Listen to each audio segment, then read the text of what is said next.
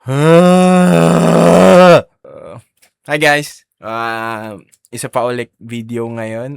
May nakita akong series. Dati ko pa ito nakikita sa mga commercial sa tuwing nanonood TV. So, if you like this content, subscribe, comment, like the video, and tara, simulan na natin.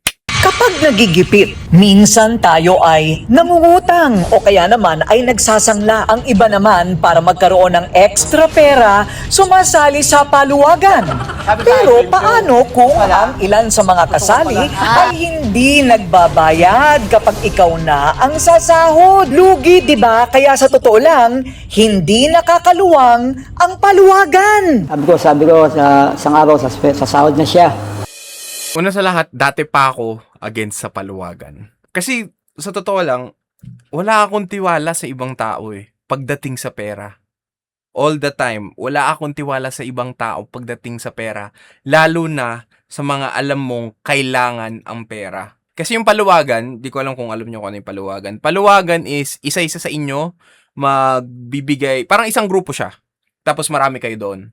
Tapos magbibigay kayo ng pera, maghuhulog kayo doon once a month, ganun-ganun. Tapos tas merong turn yun. So, parang pag merong isang tao kailangan yung pera, ayun, siya kukuha ng buong load ng hinulog na pera, tapos siya yung gagamit, then next month, iba yung gagamit, then ganun, iba gagamit, ganun. What if, magbangko na lang kayo? What if, isave nyo na lang yung pera nyo para kayo mismo yung gumamit sa future? Kasi parang, pag nagamit mo yung paluwagan one time, tapos hindi ka na uulit doon, madaya ka kung ganun. So, yung maganda talaga dyan is, ikaw na lang mag-ipon ng sarili mong pera. Pero yung reasoning kasi nila, sabi, hindi raw sila marunong. Hindi kasi ako marunong magbangko. Hindi ko kasi alam paano anuhin yun. Hindi naman kailangan kasi maliit na pera lang naman to kung hindi man kung hindi man balik sa akin, okay lang. Ayun yung problema. Kasi marami kasi sa mga ganong setting, sa mga barangay or like sa mga lower income areas, nakukulangan sila ng financial literacy. Hindi nila nakikita kung gaano ka importante yung kada cent, kada peso na ginagastos nila. Mas okay na maging edukado ka sa kung paano iipon yung mga pera na to para sooner down the line, ikaw mismo yung mag-benefit doon. Hindi yung aasa ka sa ibang tao na pinagchichismisan yung mga kapwang marites na alam nyo, may problema siya sa pagbayad ng ng anak niya, ng tuition fee. May problema siya sa kasi may sakit yung nanay niya, may sakit yung lola niya. Yung mga ganun ba? So, guys, wag na kayong magpaluwagan. I-save nyo na lang pera nyo. Kung hindi nyo kaya yung bangko like mga BDO, BPI or yung mga ganong banks, merong mga simple dyan, mga GoTime, pwede yung Gcash, pwede sa Gcash, pero wag doon kasi maraming nananakawan doon So, try nyo, Maribank, ayun, mga ganun. 26 na pero ang sahod daw niya sa paluwagan noong 2025 ay hindi pa rin niya nakukuha. Ang dahilan daw ng humahawak sa paluwagan, wala sa kanya ang pera. Nasaan ang pera? Nako, kaya nga daw sumali sa paluwagan para makaluwag-luwag kahit papaano. Bakit parang nagkaipitan itong paluwagan? Naghahawak ng pera at ang hindi sumahod sa paluwagan, long hair at Rodel, harapan na!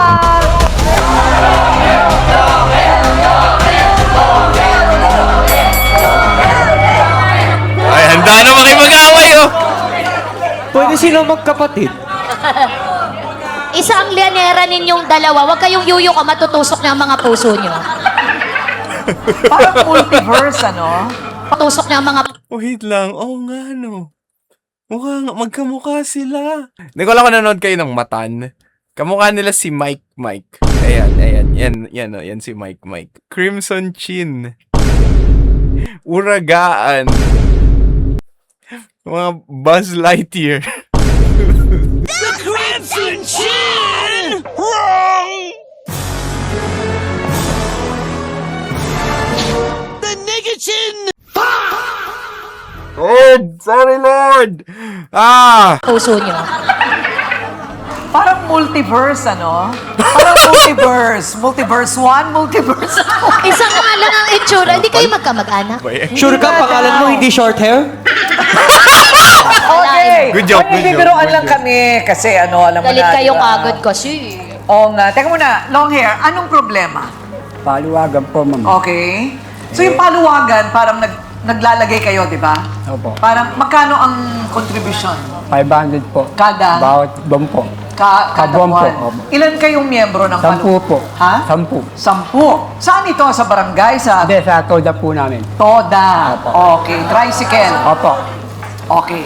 So ilang taon na kayong nagpapaluwagan? Matagal na rin po, ma'am. Tagal na rin. Ano? Ilang taon na? Opo, ma'am. Okay. At si Rodel ang humahawak. Opo. Bakit siya yung napili ninyo? Kasi po, ma'am, dati naman po maganda po yung pagkakapaluwagan po namin. Ngayon lang po nagka-problema, ma'am. Okay. So, 10 kayo, 500, 5,000 ang Opo, sahod 5,000 kada po. isang Opo. isasahod. Ako O na po ngayon, yung uli. biglang, yung 5,000 mo wala. Wala po. Bakit daw? Ewan ko po sa kanya eh. Sabi niya po yung pagsahod ko po, hindi na po siya nagpakita eh. Hindi nagpakita? Paano hindi nagpakita? Ewan ko lang po. Tapos nalaman ko lang po na doon po sa kapitbahay namin, nandun daw siya. Nung pinuntahan ko po, yun po, ang sabi niya po, may problema daw siya ng mag-asawa. Okay. Yun daw. Problema ng Yun nga yung sinasabi ko kanina. Hindi, alam mo na may kanya-kanya silang problema. Bakit ka aasa sa kanila na ibibigay sa'yo, ibabalik sa'yo yung pera? Lalo na't alam nyo sa sarili nyo, hindi naman kayo mayaman. Bilang kapwang hindi rin mayaman, wala rin ako tiwala sa mga taong, yung mga, makakilala ko, wala rin ako masyadong tiwala sa kanila pagdating sa pera. Kasi iba talaga yung nagagawa ng pera eh. Parang, yung sabi nga, di ba, the money is the root of all evil. Pero di naman ibig sabihin na inherently evil yung pera. Pero, para maiwasan yung evilness na yun, mas okay na i-keep mo na lang sa sarili mo. Siguro kung gusto mo tumulong ng tao, go, sige, magbigay ka dun. Pero hindi yung para i-grow yung pera. Hindi for financial growth. Ibang usapan na yun. Kung gusto mo nun, mas okay mag-rely ka sa sarili mo or mga investments na talagang pinag-aralan mo talaga, na nakalkulado mo, na alam mong mag-grow. Hindi yung lahat kayo magbibigay ng pera tapos parang pagkailangan ng isa mo, kuha niya na ganun. Di ba? asawa. Tapos, nung sinisingil mo siya, ano nangyari? Sabi daw po, ibibigay niya daw. Pag nakita niya yung asawa niya. Okay. Nasaan yung asawa niya? Ewan ko po sa kanya eh. Ha? Ewan ko po sa kanilang dalawa. Kasi yung asawa niya, siya nag-aawak ng paluwagan po namin. Ayun. So dinala. Opo.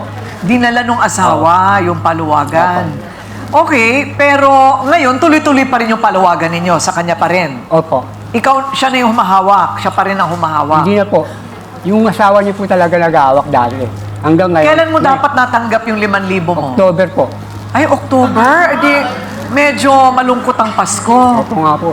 Oo, parang ganon, ano? Pero, yung kasunod mo pa, di dapat may kasunod Hindi, ka wala pa. na po. Panghuli na po ako. Panghuli. Kasi 10 lang.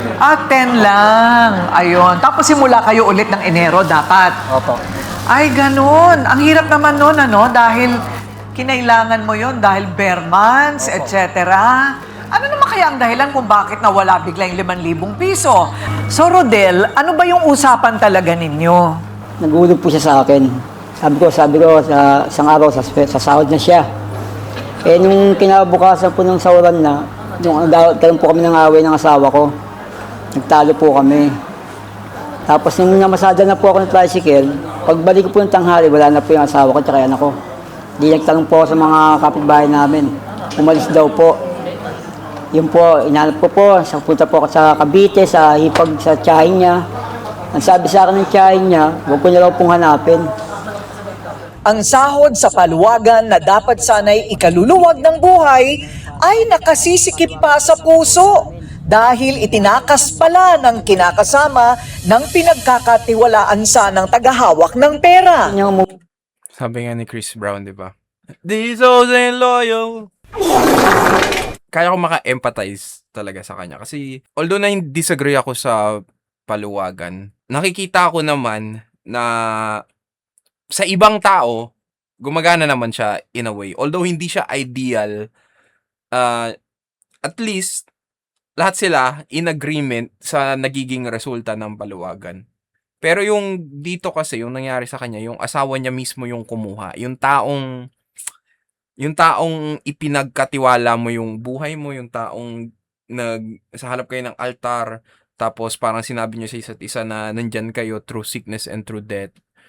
Isipin mo, kukunin niya yung, magkano yung 5,000 pesos? Yung 5,000 pesos yung kukunin niya para Hindi nga enough eh. Sa totoo lang eh. I mean, nakita ko yung isang video sa Tondo, yung renta doon, 6,000 a month. Iwanan niya yung asawa niya para sa 5,000. Parang, gusto niyo mahirap. Kasi, nagigets ko rin naman yung isa na turn niya na doon sa paluwagan. Tapos, hindi niya rin makuha. Pero, hindi mo na, mahirap lang ang sitwasyon na to. Kailangan lang isa sa kanila may mag-compromise. Pero kasi, tingin ko, ibabalik niya yung 5,000 through sa sahod niya lang sa tricycle. Parang, ang hirap ata nun. Yung probinsya nila sa Bisaya po, sabi ko, kasi kami, bagas na may asawa siya hindi, parang lang niya ako eh. Ha? Living partner lang ho niya ako. May asawa siya. Opo. Pero teka, Okay, mali pala ako. Hindi pala sila mag-asawa. Akala ko mag-asawa sila. Oh my gosh! So, may iba siyang asawa. So, may asawa talaga siya, ta siya. Hindi pala siya yung asawa. Plot twist. ng asawa niya na wala na sila, ikaw na. Parang ganun po, kaya lang po parang nakaisipan po yata niya makipagbalikan sa asawa po. Ay, ang hirap naman nun. Regado pala ito. Biktima ka ng maraming bagay. Oo. Hindi ka dapat nirereklamo. Pero anak mo yan sa Opo. asawa mo. Opo. Ilang taon na? Bali, magsi 6 years old na po. Magsi-6. Sumahod naman daw siya sa paluwagan, pero kulang ang isang panig naman nakasali sa paluwagan. Neg, humarap ka na.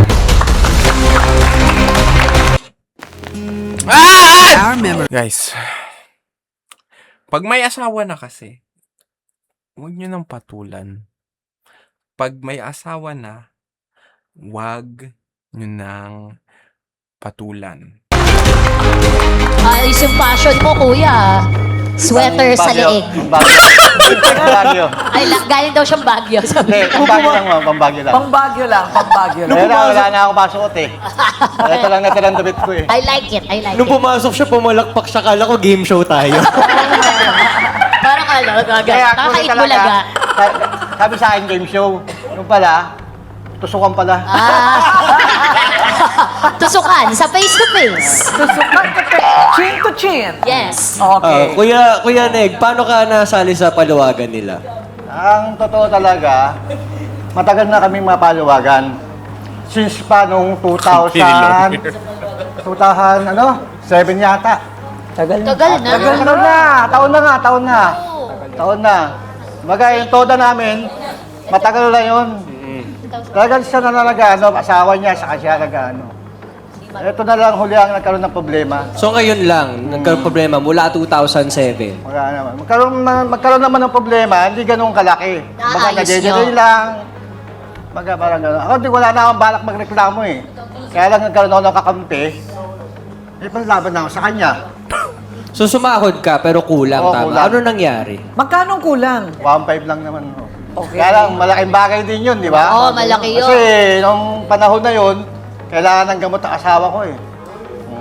Pero sa mga dati, hindi naman nagkukulang.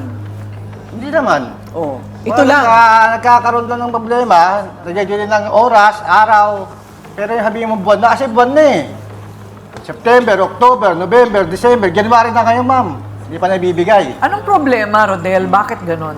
Ma'am, yun nga po, yung sa kanya naman po, di pagkabigay ko po ng sahod niya, kulang po kulang pa ng 1.5 dahil di pa nakakasingil na po. Dahil ibang kasama namin, di pa rin nagbibigay po, naghuhulog. Tapos natapat pa nga po. Yun ang paliwanag niya, ma'am. Pero anong paliwanag sinasabi ng niya. kasamahan mo?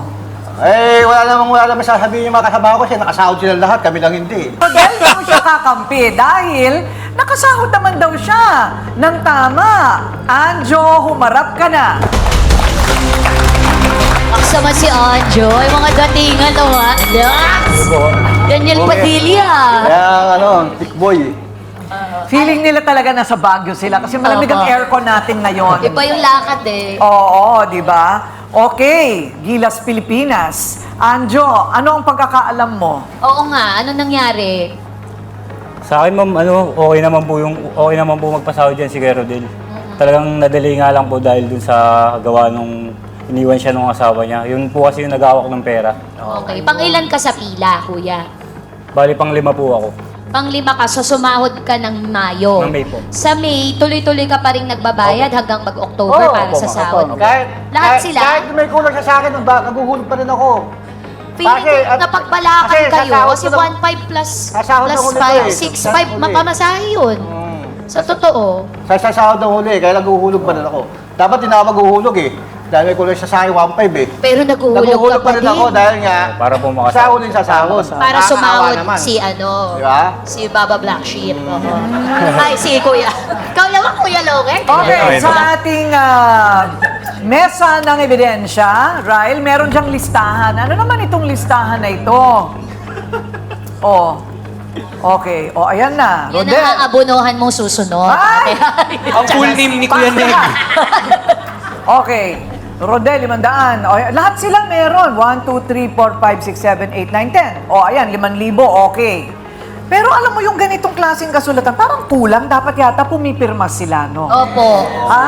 Kasi tingnan nyo, oh. Hindi naman kasi. Dahil magkakaibigan naman po Hatagal kami. na namin nag-ano Matagal eh. na po Nung una namin. Tiwala meron. na. Nung una meron. Ano naman po yan? Pero hatagal na namin, binibilang na namin sa araw.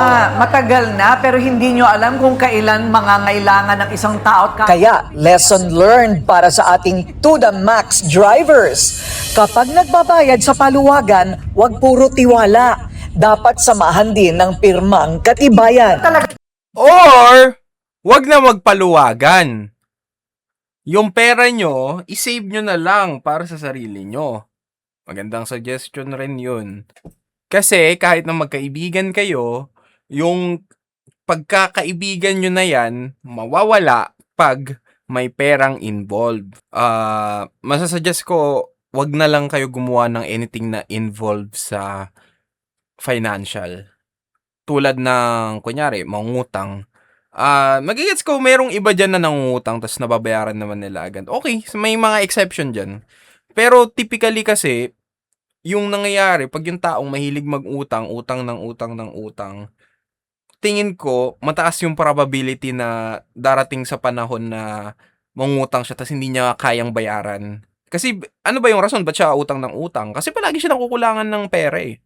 So, mas maganda talaga kung gusto mo mag-last yung friendship mo, kung gusto mo pang matagalan yung pagkakaibigan nyo, mas okay wag na lang kayo mag-involve ng pera. And lalo na dito, yung sa paluwagan, tingnan nyo, nangyari is yung nabiktima na nga yung kaibigan niya, syempre, hinihingi niya pa rin yung, yung end niya ng pera. Kasi, sa totoo naman talaga, unfair naman talaga. Kasi yung ibang parte ng paluwagan, nakuha nila yung sa kanila, tapos siya hindi. Madaya naman talaga yun. Gets ko naman yung side na yun.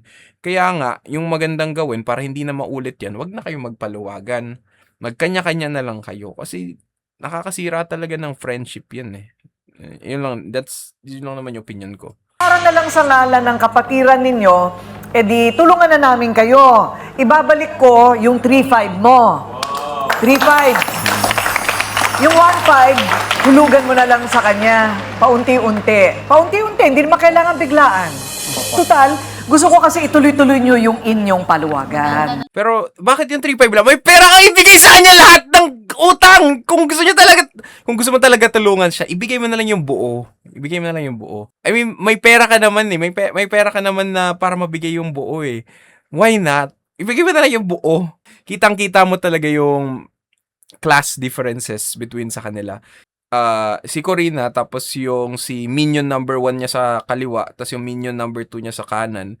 Talagang ibang-iba talaga yung nila, yung kabuoang aura kumpara dun sa mga toda na tricycle driver. Kasi talagang kitang-kita mo talaga yung differences in class eh. Hindi yung class na yung pero yung economic is pagdating sa economic status ng mga tao.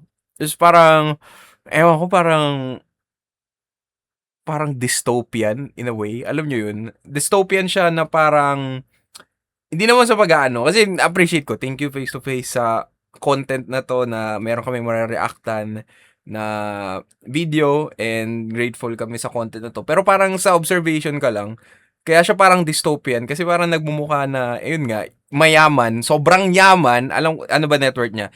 Check natin.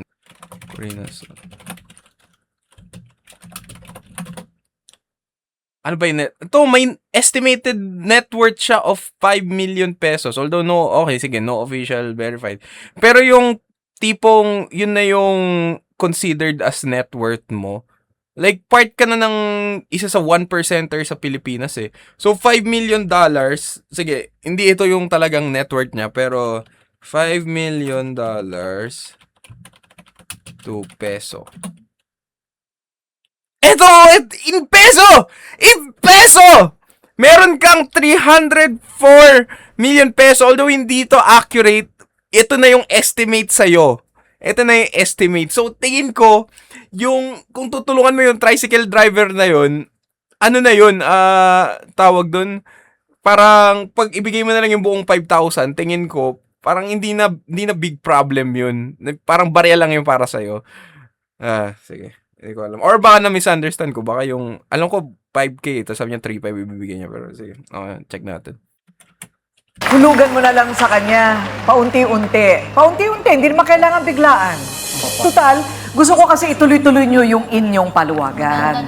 Kasi maganda naman, di ba? Opo, ma'am. Okay, o sige. So, at saka para may bonding kayo, papakainin namin kayo sa isang magandang restaurant.